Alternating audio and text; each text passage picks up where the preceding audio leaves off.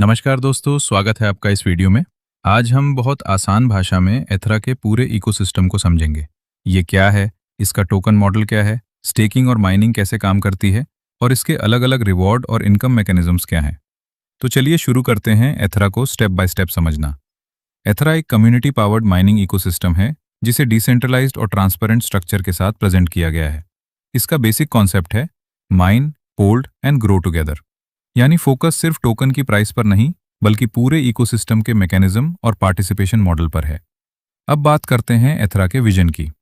इसका फोकस एक ट्रांसपेरेंट और कम्युनिटी ड्रिवन माइनिंग इकोसिस्टम बनाने पर है, जहां पार्टिसिपेशन केवल किसी एक व्यक्ति के कंट्रोल पर डिपेंड न करे बल्कि smart contract based pre defined rules के हिसाब से पूरा मैकेनिज्म चले। एथरा बाइनेंस स्मार्ट चेन पर बना हुआ है और इसका AETH टोकन इकोसिस्टम की माइनिंग एक्टिविटी से जुड़ा हुआ है। तो अब जब विजन और बेसिक स्ट्रक्चर समझ आ गया है, नेचुरली अगला सवाल आता है, ये AETH टोकन आखिर है क्या, इसकी सप्लाई कितनी है। चलिए अब टोकन को थोड़ा डिटेल में समझते हैं। एथरा का नेटिव टोकन है AETH, जो बाइनेंस स्मार्ट चेन यानी BSC पर बिल्ट है।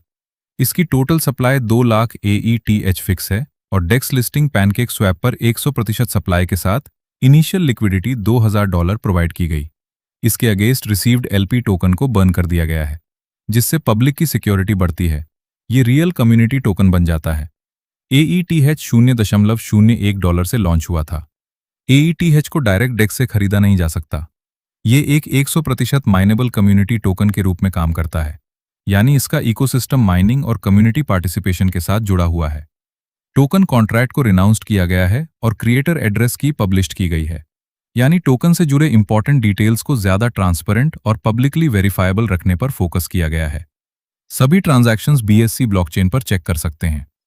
अब बात करते हैं एथरा में रजिस्ट्रेशन की। रजिस्ट्रेशन के लिए आपको एक डैप वॉलेट चाहिए होगा, जैसे ट्रस्ट वॉलेट या सेफपैल। इसके बाद अपने स्पॉन्सर के रेफरल लिंक से जुड़ना है, Binance smart chain network select करना है और रजिस्ट्रेशन पूरा करना है। यहाँ सबसे अच्छी बात यह है कि रजिस्ट्रेशन बिल्कुल फ्री है, यानी शुरुआत में आपको कोई पैसा नहीं देना है। आपकी आईडी एक्टिवेशन से 200 दिनों के बाद $10 की रिन्यूअल फी रखी गई है, जो पैनकेक लिक्विडिटी पूल में जाएगी एवं इकोसिस्टम को सपोर्ट करेगी। तो पूरा प्रोसेस बहुत सिंपल है। वॉलेट से कनेक्ट कीजिए, स्पॉन्सर लिंक से ज्वाइन कीजिए, BSC नेटवर्क सेलेक्ट कीजिए और फ्री रजिस्ट्रेशन कंप्लीट कीजिए। अब बात करते हैं एथरा में स्टेक पार्टिसिपेशन और फंड एलोकेशन की। एथरा में स्टेकिंग की शुरुआत 10 USDT से होती है और एक दिन में मैक्सिमम 1000 USDT तक स्टेक किया जा सकता है। एक दिन में एक ही स्टेक लगेगा। स्टेक करने के बाद माइनिंग कैपेसिटी और इकोसिस्टम रिवॉर्ड्स के लिए पार्टिसिपेशन एक्टिवेट होती है। अब सबसे इंपॉर्टेंट बात है कि आपके स्टेक का पूरा अमाउंट किस तरह एलोकेट होता है। इसमें 60% AETH परचेज और माइनिंग कॉन्ट्रैक्ट के लिए इस्तेमाल होता है, जहां पैनकेक स्वैप से AETH एक्वायर करके माइनिंग कॉन्ट्रैक्ट में रखा जाता है। 35% USDT रिवॉर्ड रिजर्व के रूप में रखा जाता है, जिससे direct reward, level reward, daily pool और वीकली पूल जैसे रिवॉर्ड मैकेनिज्म्स को सपोर्ट किया जाता है। और बाकी 5% प्लेटफॉर्म डेवलपमेंट फंड के लिए रखा जाता है। यानी आपके स्टेक का पूरा 100% पहले से डिफाइंड स्ट्रक्चर के अनुसार अलग अलग हिस्सों में यूज होता है। आगे बढ़ते हैं एथरा के स्टेक बेनिफिट्स और माइनिंग जनरेशन की तरफ। एथरा में आपके स्टेक के अगेंस्ट एक माइनिंग कैप मिलता है। नॉर्मल पार्टिसिपेंट्स के लिए ये 200% यानी 2 गुना है, जबकि रिक्वायर्ड क्वालिफिकेशन पूरी करने वाले पार्टिसिपेंट्स के लिए 300% यानी 3 गुना तक माइनिंग कैप मिलता है।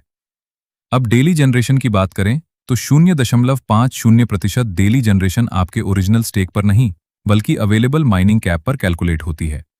जैसे अगर आपका अवेलेबल माइनिंग कैप $200 है तो 0.50% डेली के हिसाब से $1 डेली जनरेशन बनेगी। जब आपकी एलिजिबल जनरेशन $1 तक पहुंचती है तो माइनिंग प्रोसेस के थ्रू उस वैल्यू के बराबर AETH लाइव मार्केट रेट पर एक्वायर किया जाता है। जैसे जैसे माइनिंग होती जाती है, आपका अवेलेबल माइनिंग कैप भी धीरे धीरे रिड्यूस होता जाता है। तो आगे बढ़ते हैं एथरा के एक खास मैकेनिज्म की तरफ, जिसे प्राइस एप्रिसिएशन रूल कहा गया है। इसे एक सिंपल एग्जाम्पल से समझते हैं। मान लीजिए आपने $100 का स्टेक किया और आपको $200 का माइनिंग कैप मिला।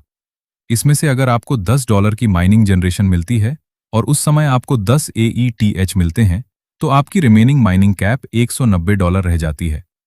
अब अगर बाद में AETH की मार्केट प्राइस बढ़कर $5 हो जाती है, तो वही 10 AETH अब $50 की वैल्यू के हो जाते हैं। यानी $10 की ओरिजिनल माइनिंग वैल्यू के ऊपर $40 की एडिशनल एप्रिसिएशन हुई। इस प्राइस में सेल करने पर $50 मिलेगा और सोर्स के अनुसार ये $40 आपके रिमेनिंग माइनिंग कैप से एडजस्ट किया जाता है, जिससे फाइनल माइनिंग कैप $150 रह जाता है। दूसरी तरफ अगर AETH की प्राइस नीचे जाती है और सेलिंग के समय एलिजिबल लॉस होता है, तो उस लॉस अमाउंट को माइनिंग कैप में ऐड बैक करने का मैकेनिज्म बताया गया है। यानी प्राइस बढ़ने पर एडिशनल एप्रिसिएशन कैप से एडजस्ट होती है और प्राइस गिरने पर एलिजिबल लॉस कैप में वापस जुड़ सकता है। इस तरह मार्केट प्राइस मूवमेंट को माइनिंग कैप के साथ बैलेंस करने का मैकेनिज्म बनाया गया है। अब बात करते हैं एफिलिएट रिवॉर्ड मॉड्यूल की। ये एथीरा का इंस्टेंट रिवॉर्ड सिस्टम है, जहां आपके साथ जुड़े हुए लोगों के एलिजिबल स्टेक मतलब $50 अमाउंट या ऊपर के अमाउंट पर ही डायरेक्ट या लेवल्स पर इंस्टेंट रिवॉर्ड मिलता है। सबसे पहले बात करते हैं आपके लेवल 1 यानी डायरेक्ट रेफरल्स की। आपके डायरेक्ट पार्टनर जितना एलिजिबल स्टेक करते हैं, उसके 7% का इंस्टेंट रिवॉर्ड आपको मिलता है। यानी अगर आपका डायरेक्ट पार्टनर $100 स्टेक करता है, तो $60 का डायरेक्ट रिवॉर्ड बनता है और पेमेंट माइनिंग कॉन्ट्रैक्ट के थ्रू सीनियर के एड्रेस पर होती है। अब इसके बाद आपकी टीम आगे बढ़ती है और यहीं से डीपर लेवल इनकम शुरू होती है। लेवल 2 और लेवल 3 को अनलॉक करने के लिए आपको 5 एक्टिव डायरेक्ट रेफरल्स की क्वालिफिकेशन पूरी करनी होती है। इसके बाद आप स्टार लीडर बनते हैं और लेवल 2 और लेवल 3 पर आपके टीम मेंबर्स के एलिजिबल स्टेक अमाउंट का 3% ईच इंस्टेंट रिवॉर्ड मिलता है। इसके बाद अगला स्टेप है सिल्वर लीडर का। इसके लिए पहले स्टार लीडर क्वालिफिकेशन पूरी होना जरूरी है और साथ में $1000 का डायरेक्ट बिजनेस कंप्लीट करना होता है। ये क्वालिफिकेशन पूरी होने के बाद लेवल 4, 5 और 6 से हर एलिजिबल स्टेक अमाउंट पर 2% ईच इंस्टेंट रिवॉर्ड मिलता है। इसके बाद आता है गोल्ड लीडर। यहां आपको पहले वाली क्वालिफिकेशन के साथ 10 डायरेक्ट रेफरल्स और $2000 का डायरेक्ट बिजनेस कंप्लीट करना होता है। जैसे ही ये क्वालिफिकेशन पूरी होती है, लेवल 7, 8 और 9 अनलॉक होते हैं और इन लेवल्स में आने वाले एलिजिबल स्टेक अमाउंट पर आपको 1% ईच इंस्टेंट रिवॉर्ड मिलता है। और सबसे आगे है डायमंड लीडर, जिसके लिए गोल्ड लीडर क्वालिफिकेशन के साथ $5000 का टीम बिजनेस कंप्लीट करना होता है। इसके बाद लेवल 10 से लेवल 15 तक के एलिजिबल स्टेक अमाउंट पर 0.5% ईच इंस्टेंट रिवॉर्ड मिलता है। आगे बढ़ते हैं डेली और वीकली वर्किंग रिवॉर्ड्स की तरफ। यहां सबसे पहले डेली वर्किंग रिवॉर्ड आता है, जिसमें टोटल डेली बिजनेस का 5% रिवॉर्ड पूल में जाता है और क्वालिफाइड पार्टिसिपेंट्स के बीच इक्वली डिस्ट्रीब्यूट किया जाता है। इसके लिए आपको $100 का माइनिंग कैप मेंटेन करना होता है और एक डायरेक्ट $50 एवरी डे की क्वालिफिकेशन रखी गई है। इसके बाद वीकली चैंपियन पूल आता है, जिसमें टोटल वीकली बिजनेस का 5% रिवॉर्ड पूल डिस्ट्रीब्यूट किया जाता है। इसके लिए $200 माइनिंग कैप मेंटेन करना और 5 डायरेक्ट्स $50 ईच एवरी वीक की क्वालिफिकेशन पूरी करना जरूरी है। एक खास बात यह है कि डेली और वीकली दोनों रिवॉर्ड्स आपके माइनिंग कैप को रिड्यूस नहीं करते, यानी ये रिवॉर्ड्स अलग वर्किंग रिवॉर्ड पूल्स के थ्रू मिलते हैं। इन सभी रिवॉर्ड्स पर 10% डिडक्शन का मैकेनिज्म दिया गया है और क्वालिफाइड पार्टिसिपेंट्स के बीच पूल इक्वली डिस्ट्रीब्यूट किया जाता है। डेली या वीकली रिवॉर्ड यूजर के माइनिंग कैप को रिड्यूस नहीं करता। अब बात करते हैं एथीरा के एक खास लीडरशिप बेनिफिट यानी क्वालिफाइड ओनर मंथली रिवॉर्ड के बारे में। यहां क्वालिफाइड ओनर्स के लिए डायरेक्ट, लेवल, डेली और वीकली रिवॉर्ड से डिडक्टेड अमाउंट का 10% ओनर पूल में रिजर्व किया जाता है, जिसे हर महीने सभी क्वालिफाइड ओनर्स के बीच इक्वली डिस्ट्रीब्यूट किया जाता है। लेकिन इस रिवॉर्ड के लिए पहले ओनर क्वालिफिकेशन पूरी करना जरूरी है।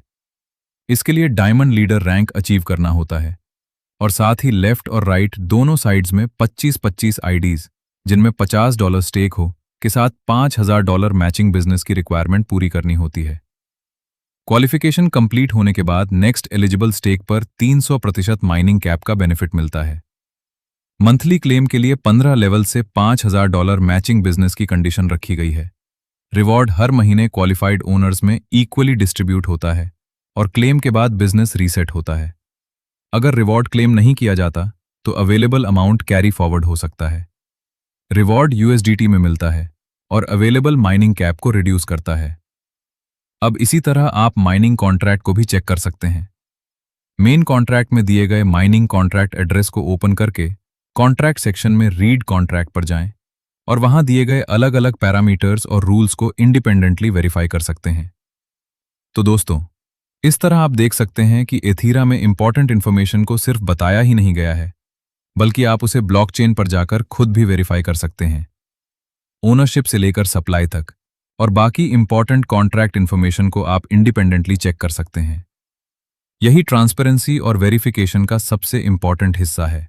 और इसी के साथ आज का हमारा एथरा ओवरव्यू यहीं पूरा होता है।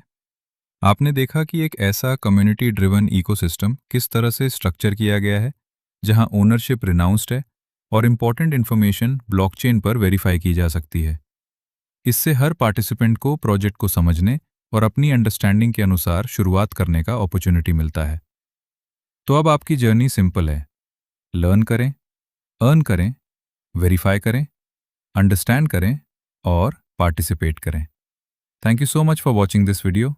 जुड़े रहिए, सीखते रहिए और हमेशा किसी भी डिसीजन से पहले खुद वेरीफाई ज़रूर कीजिए। Thank you so much. Thank you for watching.